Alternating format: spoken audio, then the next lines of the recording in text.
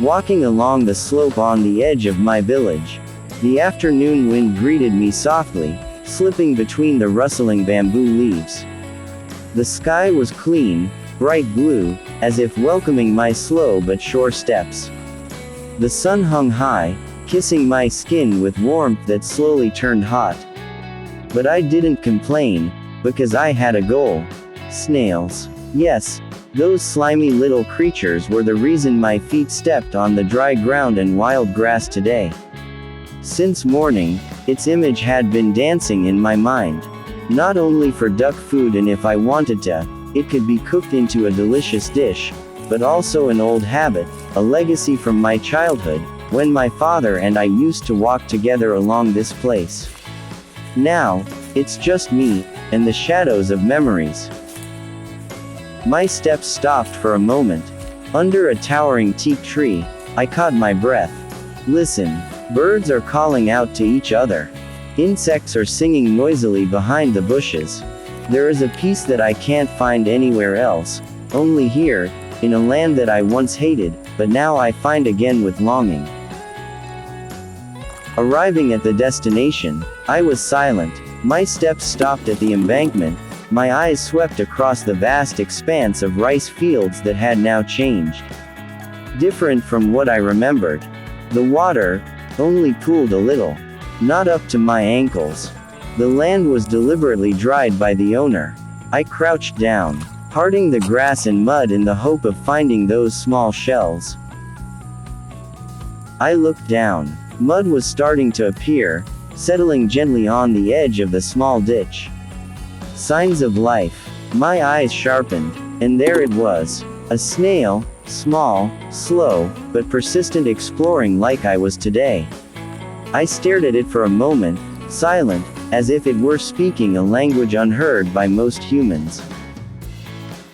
After a few steps I was a little disappointed.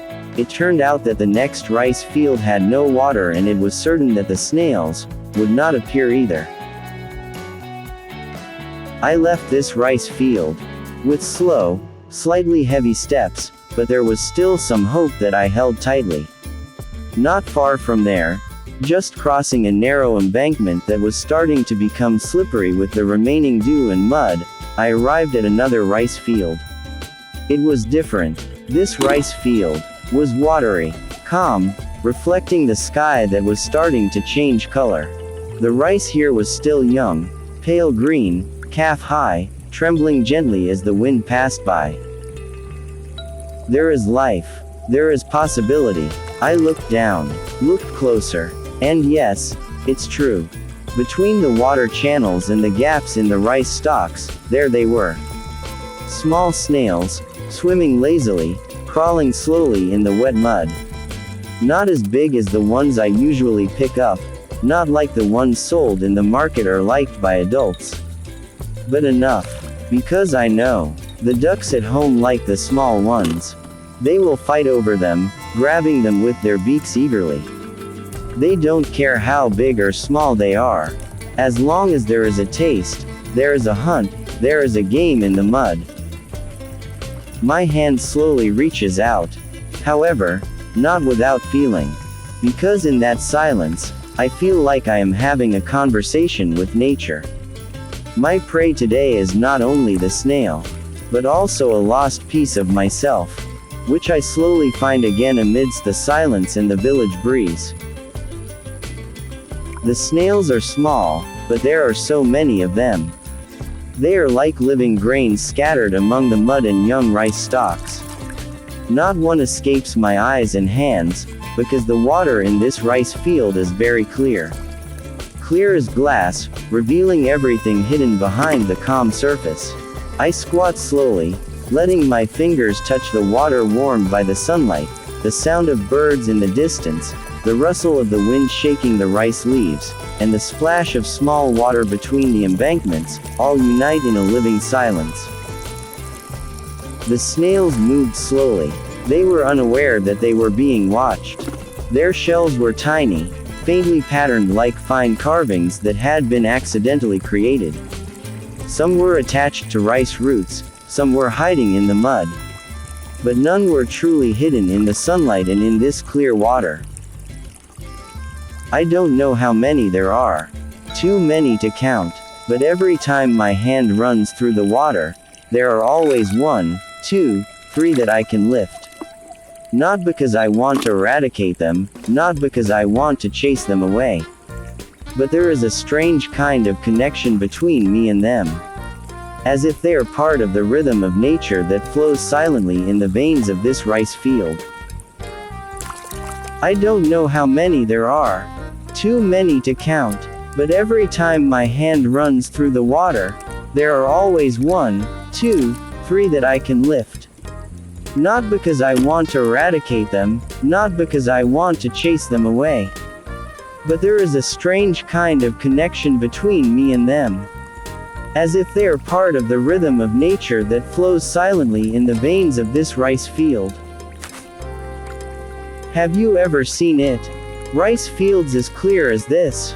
Those tiny, silent snails? If not, come when the dew is still there, when the light is still young. Then you will know that among the mud and rice roots, life never really stops.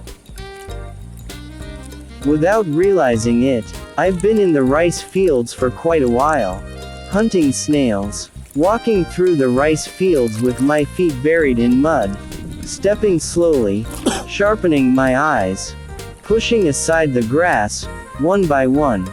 Sweat has soaked my body, flowing slowly, under my clothes that are starting to get damp.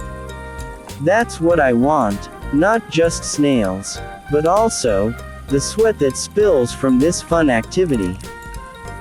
The sky began to fade. The orange color slowly replaced the blue of the afternoon. The wind blew softly, caressing the face, and drying the remaining sweat. In the distance, the sound of birds returning to their nests, mixed with the gurgling of water on the embankment. Today, simple, but full of meaning. In this rice field, I found 2 things at once: results, and gratitude. Tomorrow, or the day after, I will return again, to this rice field. Or maybe, another rice field. The place can be different, but the goal remains the same. Looking for snails, walking through the mud, absorbing step by step. That makes this body move, sweat, and live. There is a sense of peace that cannot be explained in words. Maybe others see it as ordinary work, but for me, this is a journey to continue to connect with the land. This rice field is not just a field, but a place where I make peace with myself and nature that never tires of giving.